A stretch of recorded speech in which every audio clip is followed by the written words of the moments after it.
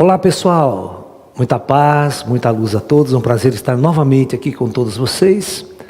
Então agora nós vamos falar sobre como funciona o conselho kármico. O que é o conselho kármico? Tá? Então, para que vocês entendam bem isso, né? Como nós estamos sobre a lei do karma, né? Como a pergunta é: quem decide lá no mundo espiritual quando vamos reencarnar, onde vamos reencarnar, de que forma vamos reencarnar? Quem é que decide se nós vamos nascer numa família pobre ou numa família rica? Quem decide se vamos nascer feio ou bonito? Porque você sabe, né? Nascer feio ou bonito nessa sociedade faz muita diferença. A beleza abre portas, a feiura fecha portas. A gente tem que ralar mais, né? O cara tem que ralar mais para conseguir as coisas, não é?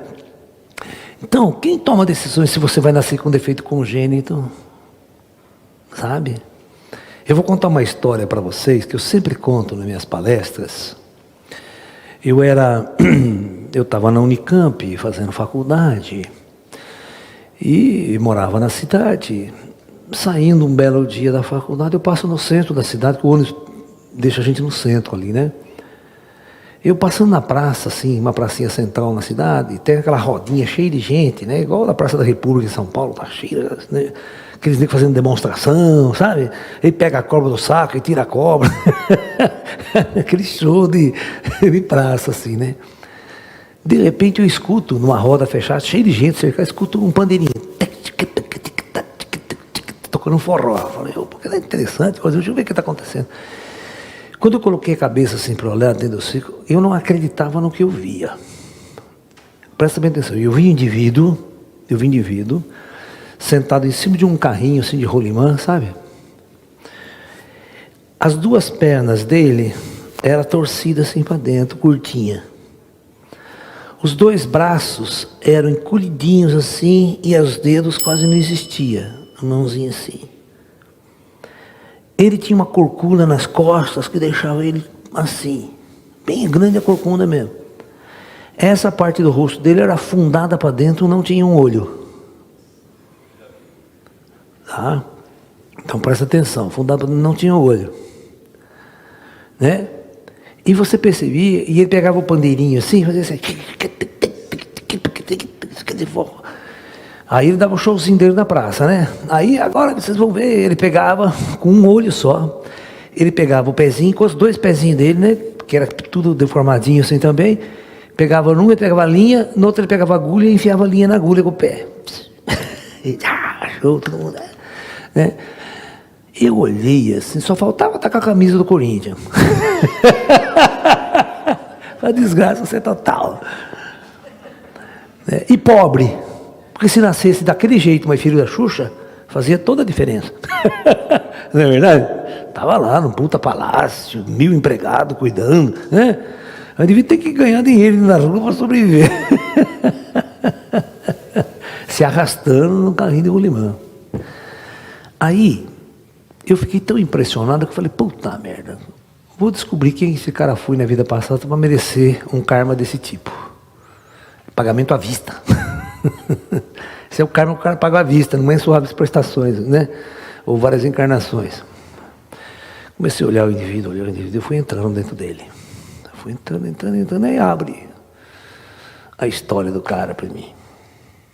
Eu tenho essa mediunidade, né? Não posso ficar olhando muito para você não, tá? Se eu começar a olhar muito para você, eu vou lá dentro. Olha, esse cara na vida anterior, ele tinha sido de um bando, presta atenção, de um bando de cangaceiro lá no norte, no nordeste. E ele era um carrasco. Eu vi uma cena, um cara estava amarrado, né? Eles entravam em fazenda, tudo, torturava, matava, fazia o diabo. Um estava assim, e ele pega a peixeira, vai lá e fura o olho do cara com a peixeira. Isso era uma cena que apareceu. Aí numa outra cena, o cara tá amarrado assim numa cadeira, tá amarrado, e o cara pega água quente e joga nele assim. Água do fogo no cara. Você está entendendo? Eu vi ele capar um cara vivo.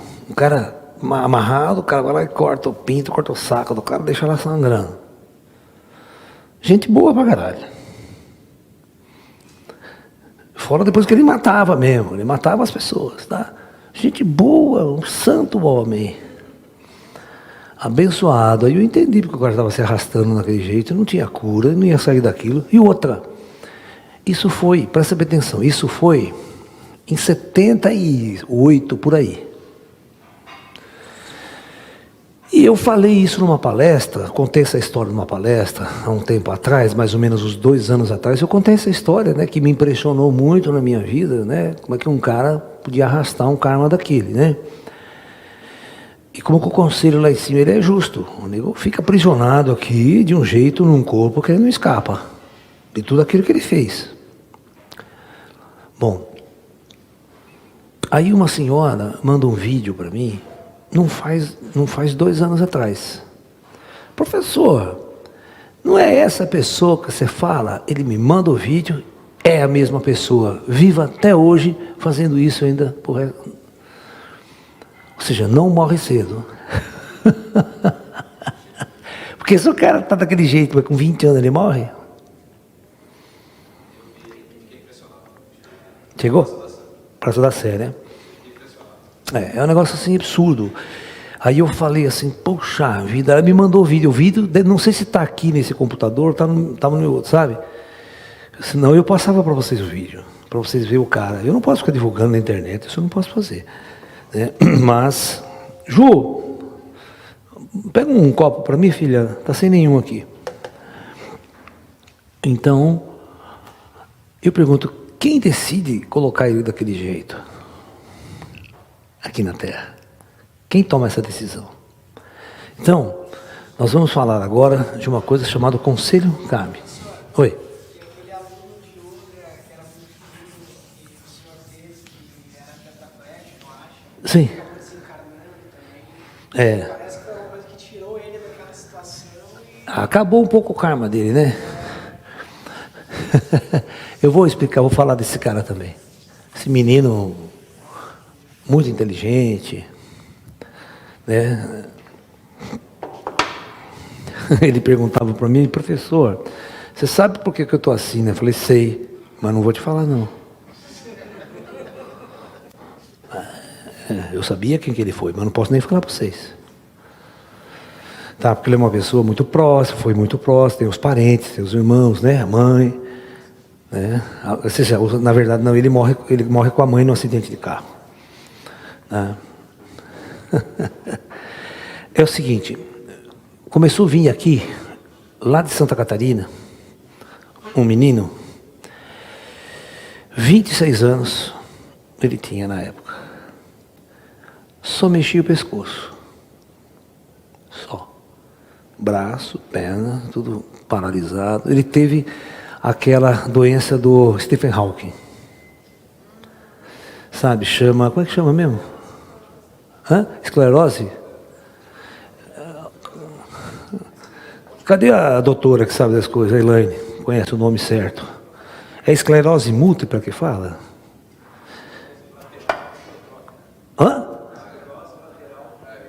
Miotópica? Olha.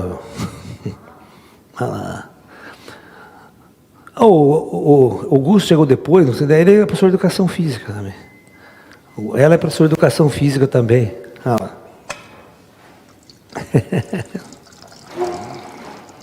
São colegas.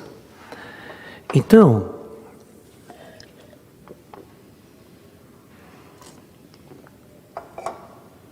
esse menino veio aqui, assistiu uma palestra, fim de semana.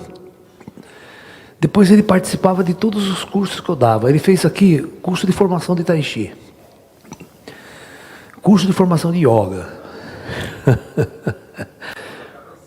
Não, é um mito vocês acharem que Yoga é postura. Eu tenho um curso de Yoga que eu dou pela internet, tem 23 aulas, né? Eu vou mostrar todo tipo de yoga. A gente até ensina umas posturas de Hatha Yoga. Mas vocês já viram o Yogananda em alguma postura de yoga? Vocês já viram o Osho em alguma postura de yoga? Tirando fotografia para... Hatha Yoga é um tipo de yoga. Existe mais umas 50 na Índia, que não tem nada a ver com postura. Tem a ver com inteligência, com meditação. Por exemplo, a Raja Yoga. A Raja é só meditação. Você medita. Por que ele não pode dar aula de Raja Yoga? Né? É. Então, ele fazia o seguinte, ele dava as palestras de yoga, e ele tinha uma moça, uma menina, né, que ajudava ele, que mostrava as posturas. A menina só era mostrava as posturas, ele falava. Ele tinha um conhecimento, tinha um livro escritor, estava terminando um segundo livro dele, e ele vinha direto aqui, né? Olha que interessante, veja só. Aí o Mauro Mars de Curitiba, Mauro Mars lá de Curitiba, ele gostava muito do menino.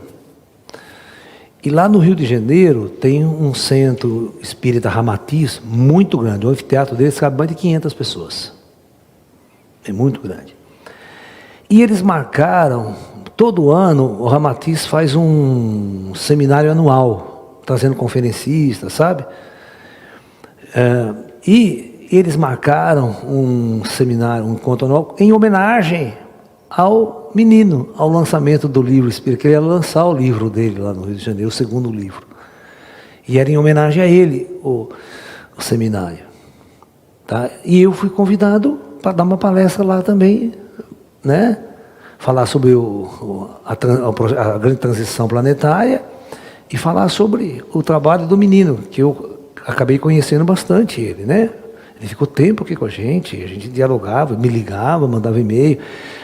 Ele tinha um canal no YouTube, vocês podem entrar, deve estar ativo até hoje. Chama Lelé Pergunta e Lalá Responde. Que ele chamava Leandro, né? Tem, vocês podem ver lá, que era só ele lá que tem. E nesse meio tempo, por exemplo, marcarem um congresso. Né? 6 meses antes eles marcaram esse congresso. Né? E ele morre nesse acidente de carro. Ele e a mãe lá em Santa Catarina. Tá? O irmão, quando vinha aqui, o irmão que cuidava. O irmão dava comida na boca, dava banho, dava tudo nele. E com amor, o irmão dele tinha um amor pelo Leandro. Olha, onde ele ia, levava ele, cadeira de roda, pegava no colo, dava banho nele aqui e tal. Comidinha na boca. E era 100% dependente de outra pessoa. Sabe? E ele falava assim para mim, mas Laércio, eu fico dando palestra aqui em centro espírita, lugar, mas eu não sou médium, não sou vidente. Eu falo o que você fala. Eu falei, meu filho. E ele tinha vergonha disso, sabe? Ele falava assim, mas eu falo coisa que eu não vivencio. Eu falei assim, mas um professor, né? Todo professor de matemática, todo professor de física, ele vai na universidade, ele aprende, e depois ele vai ensinar a mesma coisa que ele aprendeu. Você está me entendendo? Né? Vamos supor que você aprendeu uma história comigo, uma filosofia, uma yoga comigo. Agora o conhecimento não é mais meu, ele é seu. E você tem toda a capacidade de dividi-lo com quem você quiser. Né? Só porque você não é médium, você acha que você não tem conhecimento. Eu sempre falo para as pessoas, nunca confunda mediunidade com sabedoria. O que eu conheço de médium topeira, não está escrito no gibi. Médium topeira é o que mais tem. Sabe? Agora, médium sábio é raríssimo. E muito sábio sem ser médium. Aí eu pergunto, você quer ser sábio ou você quer ser médium? O que é mais importante? O Osho não era médium, mas era um grande sábio.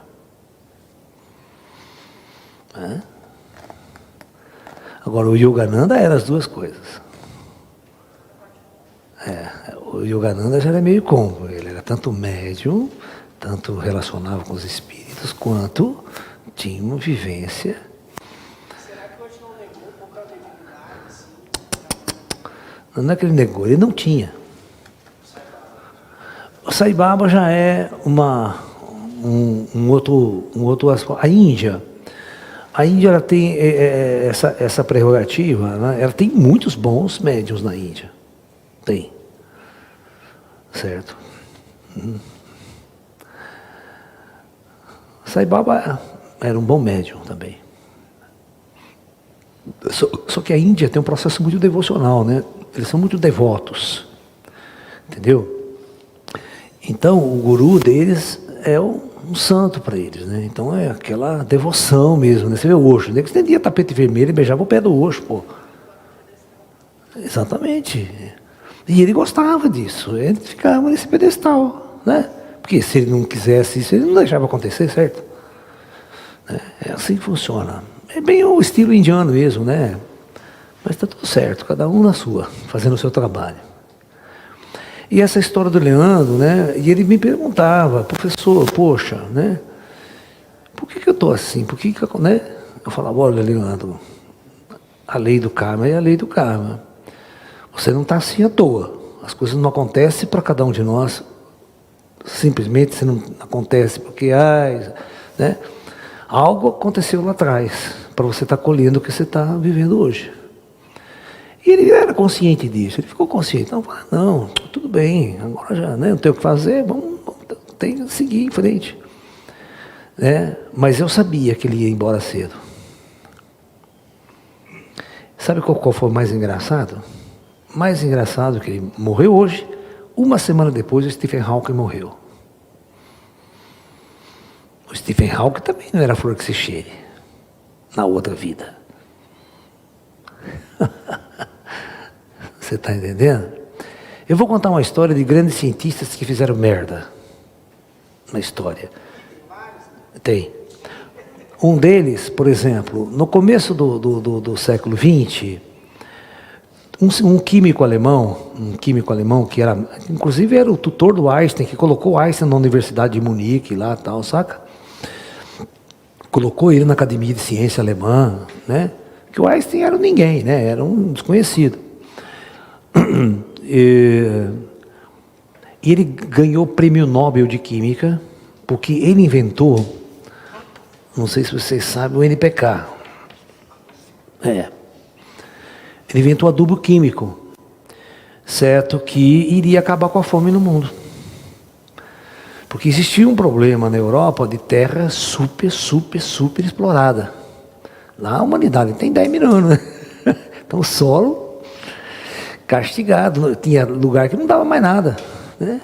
Plantava, não nascia nada, terra uma merda, e com adubo químico não. Né? Você está me entendendo? E, nossa, o cara foi ovacionado, né? Realmente, ele deu um upgrade na cultura, tudo mais, a cultura de massa, né? Do alimento, tudo mais, tal, tudo bem. Aí, no decorrer da Primeira Guerra Mundial, esses cientistas são convocados pelo governo, muitos deles, a trabalhar para a indústria armamentista alemã. E ele é inventor do gás mostarda e do gás sarin. Arma de destruição em massa na Primeira Guerra Mundial.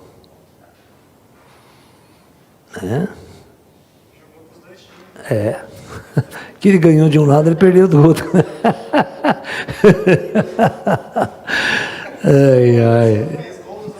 Oi? Fez gol dos dois lados, né? Então, de repente, se você olhar quem foi esse cara lá atrás, né? Nós temos um caso clássico aqui no Brasil, que o Gasparetto conta muito isso, né? O Gasparetto, aquele pintor mediúnico, né? Então, ele recebia o Aleijadinho, certo? Que era o Michelangelo na vida anterior, porque ele também recebia o Michelangelo para pintura, fazer pintura. Só que aconteceu o seguinte, depois do Michelangelo ele encarna no Brasil, né, e vai ser feitor de escravo numa fazenda. E ele é o cara que torturava, chicoteava escravo, fazia o diabo. Certo? Nego ruim, gente ruim. Na próxima vida o Plano Astral liberou duas coisas. ele vai ser o artista que ele era, Michelangelo, mas vai resgatar o karma da vida anterior. Então ele sofria lepra, a lepra foi corroendo tudo ele aos poucos, né? Toda a tortura que ele impregnou ao outro, aquilo foi corroendo o corpo dele com o passar do tempo.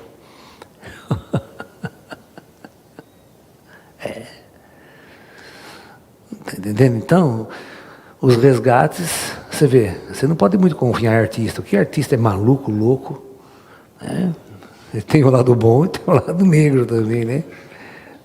E como tem. Cara, então, você viu, o Tchaikovsky era maluco, né? O Tchaikovsky era completamente louco. Se você vê as músicas dele, né? Morre jovem pra caramba, né? O Tchaikovsky.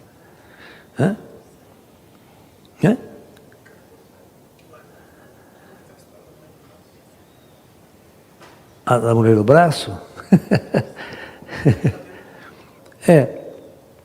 Tem uma sensitiva, tem um médico em São Paulo, chamado Eliezer, né? Dr. Eliezer Mendes. Ele trabalhava com uma paranormal, com uma sensitiva, que fazia captações, uma boa sensitiva. Então o que a sensitiva fazia? Vamos supor que você tinha problema, você não conseguia identificar, estava no seu inconsciente, uma série de coisas assim, certo? Né? Então você deitava do lado dela no colchonete, ela pegava na sua mão. A hora que ela pegava na sua mão, ela puxava tudo de você para ela e ela começava a contar, falar. Ela falava da vida inteira da pessoa. Até coisas que a pessoa não sabia dela mesmo, né? Ele falava. Certo?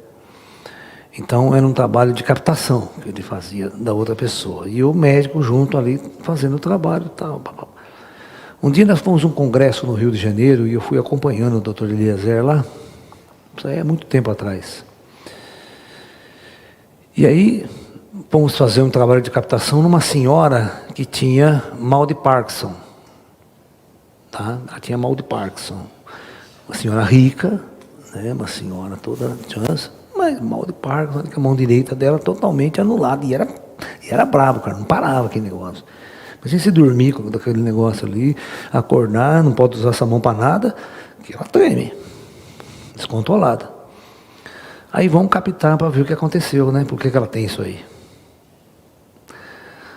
Aí na hora que a sensitiva, ela recebe uma entidade, a entidade falava assim, né? Vocês acham que vocês vão curar essa mulher? Jamais vocês vão curar essa mulher. Porque eu sou responsável dela estar desse jeito. Né? Mas aí vem aquela história, né? Mas você não pode perdoar, o que aconteceu, por quê? Ele falou, não, isso aí não tem perdão. Isso é justiça cósmica. Justiça dos céus, ele falava. Vocês querem saber por que eu não perdoo essa mulher? Por que eu sou a causa disso? Eu vou contar a história dessa mulher. Na vida anterior dessa mulher, era uma senhora muito rica lá no Oriente Médio. Uma família muito rica. E eu, assim como minha família, meu pai e meus pais, eram empregados dessa senhora e trabalhavam no jardim, cuidavam do jardim muito grande da casa dela. E eu cresci lá dentro cuidando do jardim dessa mulher. Né? Mas só que essa mulher era muito ruim, muito má, muito austera com todo mundo. E um belo dia essa mulher notou que uma tamareira, que no dia anterior estava com muitos frutos, no dia seguinte estava faltando muitos frutos. Uma tâmara. Ela ficou tão enraivecida, tão raivosa, que me chamou e me acusou de eu ter roubado aquelas tâmaras. Só que eu jamais tinha feito aquilo. Devia ter sido alguém, uma outra pessoa, mas não eu. Mas ela não queria saber. Ela me acusou, chamou os policiais, entre aspas, e qual que era a lei? Na época, amputar as mãos. E ele gritava por clemência, gritava que ele não era o culpado, e mesmo assim não teve solução.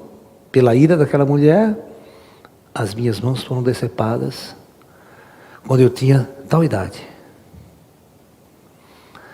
Vocês não sabem a dor e o sofrimento que eu passei. E eu vivi o resto da minha vida sem a minha mão. Ao partir no mundo espiritual, você não sabe quanto ódio eu carreguei dessa mulher.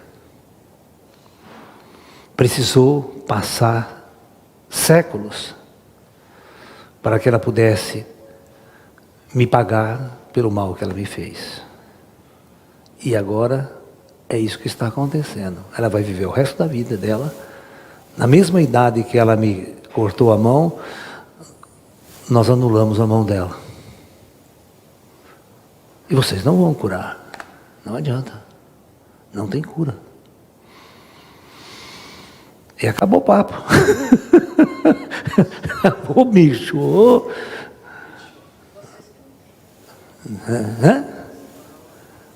E não cura. Não cura. Não. Tem tecnologia. A coisa mais fácil é chamar o pessoal do astral, tira o dispositivo que está lá, no cérebro da pessoa, acabou. Não, não era ele que fez. Não é ele que estava causando. Não, ele pediu sua justiça. Aí a tecnologia do astral, ele ganhou como se ganhasse um julgamento, e ela tinha que resgatar aquele karma, e a tecnologia do astral foi lá. É cumprir a pena. Isso é o conselho kármico.